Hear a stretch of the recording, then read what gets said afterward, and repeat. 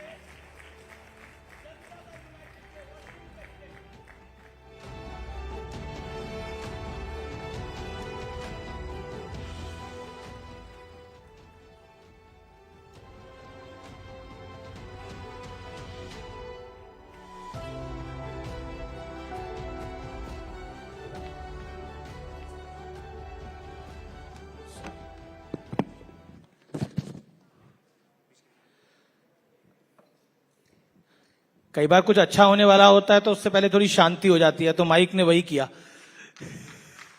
यानी ये सेशन बहुत जोरदार रहेगा, क्योंकि पहली बार में माइक नहीं चला और दूसरी बारी में चला, तो सोचिए सेशन कैसा रहेगा। तो जोरदार तालियों के साथ अभिनंदन करिए संजय कुमार झा का, नेशनल वर्किंग प्रेसिडेंट और जेडीयू के मेंबर ऑफ पार्लियामेंट है राज्यसभा के। जोरदार तालियों के साथ अभिनंदन है। और ये सेशन बहुत महत्वपूर्ण है क्योंकि बिहार में चुनाव भी है और दिल्ली में भी गठबंधन वाली सरकार है। तो संजय झा जी, अगर मैं विपक्ष की भाषा को पकड़ूं तो ये जो सेंटर में करंट सरकार है ये बैसाखी की सरकार है। तो एक तो टीडीपी आंध्रा में और बिहार में जेडीयू, तो ये जो बैसाखी की सरकार है ये ठीक चल रही है? आप खुश हैं, संतुष्ट हैं? बिल्कुल मजबूत सरकार चल रही है और ये बैसाखी की सरकार नहीं है। ये प्री पोल अलायंस में हम लोग साथ चुनाव लड़े और नरेंद्र मोदी जी को तीसरी बार देश के लोगों ने वोट देके प्रधानमंत्री बनाया और हम लोग का बिल्कुल परफेक्ट अलायंस चल रहा है। और ये डबल इंजन की सरकार है, केंद्र में भी हम लोग हैं और बिहार में भी हम लोग साथ चुनाव सरकार चल रही है वहां पर। जी चलिए, पूरी कहानी शुरू से शुरू करते हैं। पहले जो जेडीयू थी वो बीजेपी के साथ थी, फिर जेडीयू जो थी वो आरजेडी और कांग्रेस के साथ चली गई, फिर जेडीयू जो थी वो फिर भारतीय जनता पार्टी यानी एनडीए में वापस आ गई। ये उलट पलट और फिर पलटना हमने फिल्मों में तो देखा था, मतलब शाहरुख खान की फिल्मों में, लेकिन राजनीति में ये पहली बार देखा। कैसे हुआ, कैसे किया और किसने किया? सब कहते हैं आपने किया। नहीं, मैं इतना आपको बता सकता हूं कि बीजेपी जेडीयू एक नेचुरल अलायंस रहा है और हम लोग 25 साल से साथ, इवन मोर देन 25 साल साथ रहे हैं। और बिहार में भी जब चेंज आया 2005 में, नीतीश जी के नेतृत्व में सरकार बनी, तो बीजेपी जेडीयू दोनों ने मिलकर सरकार बनाई या उस समय सरकार बनती और लगातार साथ ही रहे। बीच में जरूर एक दो बार ये हुई, लेकिन इस बार मुख्यमंत्री जी ने भी कहा है और बिल्कुल हम लोग साथ हैं। पॉलिटिक्स में कभी कभी कुछ चीजें होती हैं लेकिन वो फाइनलिटी नहीं है। लेकिन बिहार की जनता ने, जब हम लोग साथ आए उसके बाद लोकसभा का चुनाव हुआ, तो बिहार की जनता ने इस अलायंस पर अपनी मोहर लोकसभा चुनाव में लगा दिया। पर मोहर तो पहले भी लगी थी और तब भी आप अलग हो गए थे, लेकिन इस बार संभव कैसे हो पाया? उसके पीछे की कहानी अगर आप पूरी बताना चाहें तो अच्छा रहेगा, क्योंकि देश जानना चाहेगा। ये जो आपके दिल की बात है आप बोल सकते हैं आज। नहीं, मैंने कहा ना कि नेचुरल अलायंस रहा है और एक दूसरे से व्यक्तिगत रिलेशन भी रहे हैं लोगों में। और जिस अलायंस को लेकर के नीतीश कुमार जी देश भर में घूम रहे थे, वो अलायंस बने, उसको इनिशिएट कर रहे थे, तो उसमें लग गया उनको भी एक स्टेज के बाद कि इस अलायंस का कुछ होना नहीं है, इसमें कोई ऐसा नहीं है जो कोई विजन लेके कुछ चल रहा है देश के लिए। आपसी कंफ्यूजन भी बहुत सारा था। तो उसके बाद कॉल लिया गया कि नहीं, हम लोग जो पुराना हम लोगों का अलायंस रहा है, जो हमारे स्टेट के लिए भी अच्छा है, और जो केंद्र में भी लोग हैं बीजेपी की तरफ से, उन लोगों का भी था कि नहीं साथ आ जाना चाहिए। तो वो फिर हो गया जनवरी 2024 में साथ आने का। 24 का जो वो अलायंस था, अगर वो कहते हैं वो अलायंस ना हुआ होता तो बीजेपी की सरकार ना बन पाती इस बार केंद्र में। बिहार में तो हम लोगों ने बहुत अच्छा किया। वही हाँ, सीटें आई तभी 240 बीजेपी पहुंची और एनडीए 293 पहुंचा, 293 पहुंचा। हाँ, बिहार में हम लोगों ने बहुत अच्छा किया, लेकिन हाँ ये जरूर है कि उस समय एक जो उन लोगों ने चलाया था संविधान को लेकर के, वो कहीं न कहीं वो कंफ्यूजन उन लोगों ने जरूर कुछ जगह आपको फैलाया, लेकिन बिहार में ये बात सब नहीं चल पर पाई। बिहार में नहीं चला, बगल के राज्य उत्तर प्रदेश में चल गया, महाराष्ट्र में चल गया, ऐसा क्यों?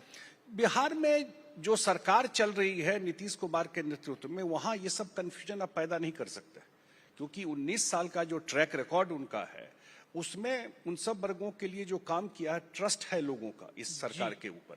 कोशिश बहुत हुई, लेकिन ये चीज कभी वहां चल नहीं पाया इस चीज। जी चलिए, मैं अब प्रधानमंत्री कल राइजिंग भारत के मंच पर थे और जो प्रधानमंत्री ने पहली बार बोला वो वक्फ के लिए बोला और कहा कि ये गरीब मुसलमानों के हक की बात है, ये पसमानदा मुसलमानों के हक की बात है। लेकिन वक्फ पर सपोर्ट के लिए आपको यानी जेडीयू को और टीडीपी को सॉफ्ट टारगेट बनाया जा रहा है, इसको आप किस तरह से देखते हैं? देखिए, ये जब बिल आया उस समय खास करके जेडीयू की बात मैं कह सकता हूं, जेडीयू में हम लोगों का ये जरूर था कि ये जेपीसी में जाना चाहिए, कि ज्वाइंट पार्लियामेंट्री कमेटी में जाना चाहिए, एक वाइडर डिस्कशन हो, कंसल्टेशन हो और उसके बाद ये आना चाहिए। और ये हुआ, जेपीसी में पूरा इस पर डिस्कशन हुआ, लंबा इस पर मीटिंग चला, बहुत सारे स्टेक होल्डर को बुलाया गया और बिहार में हमारे मुख्यमंत्री के पास इस समुदाय के बहुत सारे लोग, बहुत सारे इंस्टीट्यूशन के लोग वो आ करके मिले, अपना कंसर्न बताया और उस मीटिंग में मैं भी था और हम लोगों ने यही कहा कि जिस जो क्लॉज है उसमें आपको जिस भी बिंदु पे लगता है कि आपके इंटरेस्ट के खिलाफ है या नहीं होना चाहिए, वो सब बात आप हम लोगों को दीजिए और हम लोग के जो रिप्रेजेंटेटिव हैं जेपीसी में, उन बहुत सारी बातों को एकोमोडेट किया गया। आप लोगों को तो पॉलिटिकल धमकी दी जा रही है कि अब आपने वक्फ का समर्थन किया है तो अंजाम भुगतने के लिए तैयार रहिए, पॉलिटिकल अंजाम भुगतने के लिए तैयार रहिए। मुझे नहीं लगता है कि इसका कोई, कई मुस्लिम संगठनों ने बोला नहीं, इसका कोई असर इन सब चीजों पे पड़ेगा, क्योंकि हम लोग बिहार में भी देख रहे हैं। आपको पता है कि बिहार में ही अकेला प्रदेश है जहां जातीय गणना हुई है। बिल्कुल, आज लोग प्रवचन दे रहे हैं लेकिन वो कभी करा नहीं पाए जहां उनको मौका मिला। अकेला स्टेट है जहां, पर राहुल गांधी तो उस जातीय जनगणना को आजकल मान ही नहीं रहे। हाँ, उनको कुछ पता ही नहीं है, वो क्यों मानेंगे? उनको क्या जानकारी है जातीय गणना के बारे में? उनको अपने कास्ट के बारे में नहीं मालूम है। अब कह रहे राहुल गांधी को अपनी कास्ट के बारे में क्या नहीं मालूम है उनको क्या आइडिया इस सब चीज का? वो गांधी हैं, गांधी तो सबसे ऊपर है, उनको क्या जातीय गणना के बारे में वो आइडिया? तो खुद अपने आप को ब्राह्मण बिहार कहते हैं। में साइंटिफिक दत्तात्रेय ब्राह्मण, हाँ, कह सकते हैं। अब वो क्या बोलते हैं पब्लिक को समझ में नहीं आती है, जनता को समझ में नहीं आती उनकी बात। लेकिन जातीय गणना बिहार अकेला प्रदेश है जो कराया। ये तो सरकार में थे तो क्यों नहीं उस समय बोले कि ये सही नहीं है? हम लोग के साथ थे ना जी। तो कहाँ बोले?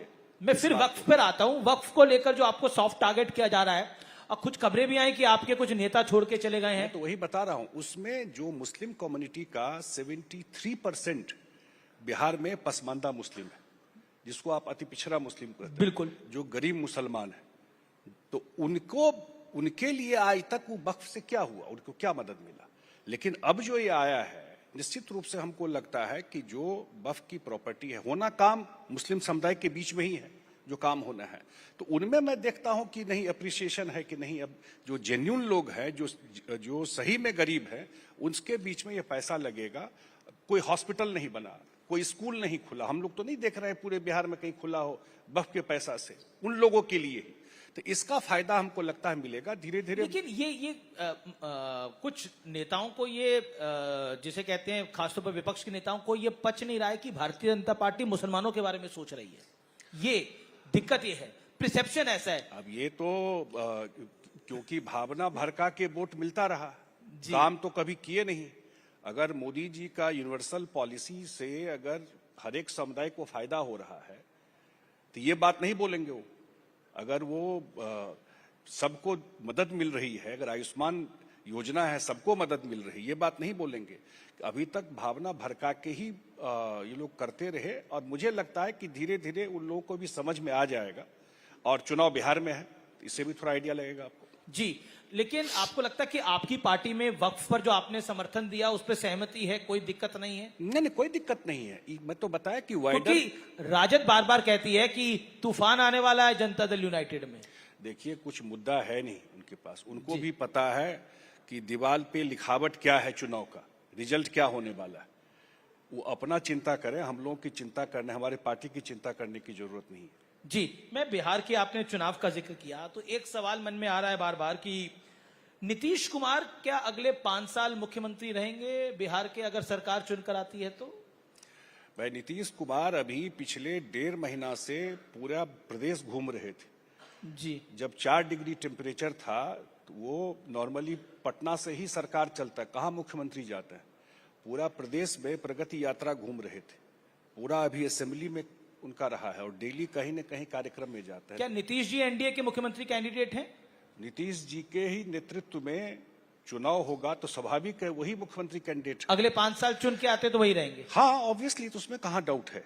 क्योंकि एक एग्जांपल शिंदे जी का है कि नेतृत्व में उनके चुनाव हुआ, बन गए फडणवीस भाई जी। वहां पर क्या हुआ वो तो मैं नहीं कह सकता हूं, लेकिन पिछले 2020 से 2025 तक 20 में भी हम लोगों की संख्या कम थी। और ये भी सच है, मुख्यमंत्री जी ने कहा था बीजेपी के लोगों को, प्रधानमंत्री जी को कहा था कि भाई बीजेपी अपना मुख्यमंत्री बना दे। बिल्कुल बिल्कुल। और प्रधानमंत्री जी ने कहा कि नहीं, आप ही के नेतृत्व में चुनाव हुआ है, आप ही बनेंगे। ये सच है। एक कहा जाता है कि जिसकी जितनी संख्या बारी उसकी उतनी हिस्सेदारी, तो ऐसा तो नहीं होगा कि बीजेपी का नंबर इस बार ज्यादा आएगा तो बीजेपी बोलेगी पिछली बार तो हमने छोड़ा था, इस बार नहीं छोड़ेंगे हम। नंबर किसका क्या आएगा, अभी भी तो हम लोग लड़े ना जी, 17 सीट बीजेपी लड़ी, 16 सीट हम लोग रहे, दोनों का संख्या बराबर आया, 12 आया। तो ये आप कह रहे हैं कि इस बार भी नहीं, विधानसभा में बराबर बराबर कह नहीं लड़ेंगे? रहा होगा कि रिजल्ट जो भी होगा दोनों का रिजल्ट बेहतर होगा, दोनों साथ ही सरकार बनाएंगे, उसमें कोई जी। कंफ्यूजन नहीं। तो टिकटों का बंटवारा तय हो गया है कि, क्योंकि 5 पार्टियां एनडीए में? नहीं नहीं, कोई अभी तो हम लोग लड़े ना लोकसभा चुनाव, विधानसभा की मैं बात कर मैं रहा कह रहा हूं, तो कोई विवाद सुने क्या आप टिकट को लेकर? ऐसे ही विधानसभा में ये स्मूथली हो जाएगा, कोई दिक्कत नहीं। हूं। आप कह रहे हैं कि टिकट का बंटवारा हो गया है या अभी होगा? अभी इतना अर्ली थोड़ी होता है, नवंबर में चुनाव है, तो जब समय आएगा उस समय टिकट का बंटवारा हो जाएगा। तो जेडीयू की हिस्सेदारी बढ़ी रहेगी उसमें? नहीं, वो सब उस समय तय होगा। और जेडीयू एक महत्वपूर्ण पार्टी है, इंपॉर्टेंट पार्टी है इस अलायंस का, इसलिए कोई दिक्कत नहीं है।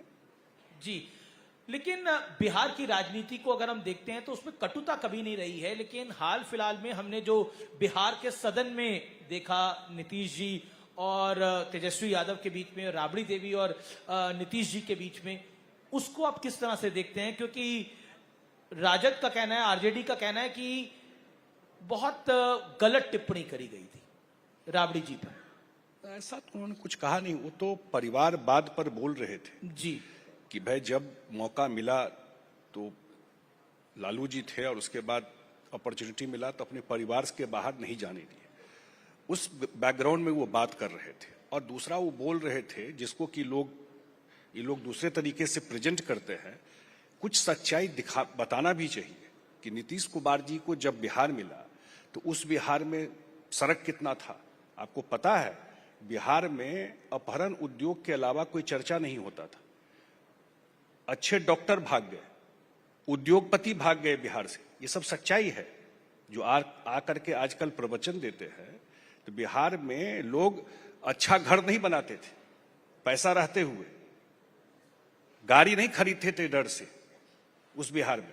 और वहां से बिहार को लेकर के 18-19 साल में नीतीश कुमार जी ने पूरा ट्रांसफॉर्म कर दिया उस स्टेट को। वो सही में नए बिहार के आर्किटेक्ट वही हैं। आज बिहार में आप जाइएगा, कनेक्टिविटी के मामले में, रोड के मामले में probably one of the best state है। रूरल एरिया में भी जाइएगा तो। जी, आपने गाड़ी की बात करी, बंगले की बात करी, तो तेजस्वी यादव को मैं कोट कर रहा हूं। तेजस्वी यादव ने कहा कि नीतीश कुमार की सरकार 20 साल पुरानी कार जैसी है जिसकी अब मार्केट में वैल्यू खत्म हो रही है। उन्होंने कहा कि बिहार में युवाओं को मौका मिलना चाहिए, बदलाव आ सके। तो वो बेसिकली इशारा कर रहे हैं कि अब नई गाड़ी मेरी है, आजा मेरी गाड़ी में बैठ जा।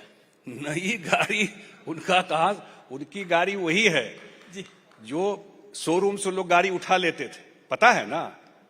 उसी गाड़ी के पार्ट है, शोरूम से गाड़ी उठा लेते थे। पर वो नीतीश जी की गाड़ी को पुराना कह रहे हैं। नीतीश जी की गाड़ी मर्सिडीज गाड़ी है, उनको बता दीजिएगा। और वो इतनी मजबूत गाड़ी है जो बिहार की जनता बार बार, उनको पता है बिहार के जनता को कि किस गाड़ी में बैठना है। तो उसी में बिहार की जनता उन्हीं के गाड़ी में, वो तो टाइम एंड अगेन प्रूव हो गया ना। देखिए ये सब बात बोल करके एक जो लेगेसी वो लेके चले हैं और उनको लगता है उससे वो बच नहीं सकते हैं, ये ट्रुथ है। अच्छा, ये जो नई पार्टी आई है जन स्वराज पार्टी प्रशांत किशोर जी की, इसको आप किस तरफ जाता हुआ देख रहे हैं? कहीं ये खेल आपका बिगाड़ ना दे, क्योंकि आकलन किया जा रहा है कि ये वो वोट लेगी जो बीजेपी और जेडीयू लेती है और युवाओं का वोट ले सकती है। हमको कहीं महंगा ना पड़ जाए। मुझे बगल का राज्य झारखंड था, वहां पे भी एक नई पार्टी आई जो बीजेपी का खेल बिगाड़ के चली गई। ग्राउंड पे तो हम लोगों को नहीं कुछ दिखता है। ग्राउंड पे लोगों को पता है कि डबल इंजन की सरकार है। लोगों को पता है कि अभी जो 2 बजट सेंटर में आया 2024 और 25 को जी, उसमें बिहार के लिए विशेष ध्यान प्रधानमंत्री जी ने रखा। लोगों को पता है कि एक गोल्डन टाइम है बिहार के लिए, कि बिहार में भी इन्वेस्टमेंट आ रहा है, बिहार में भी इंडस्ट्री आ रहा है, बिहार में भी आपको पता है देश का सबसे बड़ा जो 7 लाख स्कूल बैग्स हर एक मंथ बिहार के मुजफ्फरपुर में बनता है। अब मैन्युफैक्चरिंग इंडस्ट्री में बिहार अच्छा कर रहा है। तो चीजें ग्राउंड पर काफी बदल रही हैं बिहार में, तो लोग वो टेस्ट कर चुके हैं। प्रशांत किशोर को आप किस तरह से आंकते हैं? मैं बता रहा हूं ना कि मुझे ग्राउंड पे नहीं कुछ दिखता। पर रणनीतिकार तो बड़े हैं, वो तो चुनाव अब जितवाने का दावा करते हैं। चुनाव जितवाने का दावा कर सकते हैं, लेकिन खुद जब राजनीति में आने पर वो रणनीति कितनी चलती है तो वो तो मुझे तो ग्राउंड पे नहीं दिखता है। क्योंकि अभी बाय इलेक्शन भी हुआ था 4 असेंबली में, तो मुझे तो नहीं कुछ ग्राउंड पे दिख रहा है। कई बार गाड़ी स्टार्ट होने में टाइम लेती है, फिर आगे बढ़ जाती है। अरविंद केजरीवाल एक बड़ा एग्जांपल है दिल्ली के अंदर। हाँ, नई पार्टी लेकर आए थे, खेल बिगाड़ दिया। सब जगह केजरीवाल रिप्लिकेट नहीं हो सकता है ना। और बिहार एक डिफरेंट बॉल गेम है, बिहार को थोड़ा स्टडी करना चाहिए। और अच्छा, एक सवाल, जब बीजेपी इस बार जीत के आई थी तो बीजेपी का नंबर कम था, 240 था। उसके बाद बीजेपी ने हरियाणा जीता, जो कि बहुत असंभव नजर आ रहा था, फिर महाराष्ट्र जीता और दिल्ली में अरविंद केजरीवाल का किला भी भेद दिया फाइनली। तो क्या आपको लगता है कि भारतीय जनता पार्टी ने जो पॉलिटिकल सेटबैक सीटों के लिहाज से देखा, उसके बाद एनडीए क्या कमबैक कर रहा है? क्योंकि महाराष्ट्र में एनडीए की सरकार है, गठबंधन की सरकार है।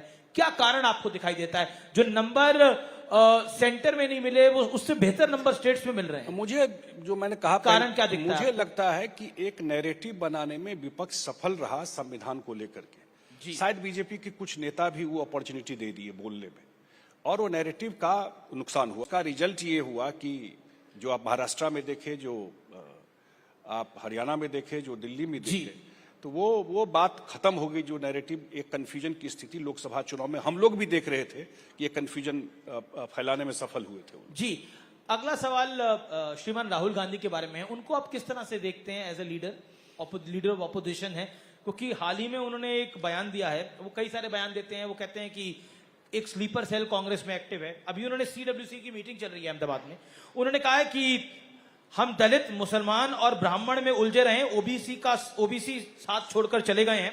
उन्होंने ये भी कहा कि हम मुस्लिमों की और अल्पसंख्यकों की बात करते हैं, इसलिए हमें कई बार मुस्लिम प्रस्त बोला जाता है, लेकिन ऐसे आरोपों से हम डरेंगे नहीं। अगर वो कह रहे हैं कि हमें कोई मुस्लिम प्रस्त कहता है तो कोई बात नहीं है।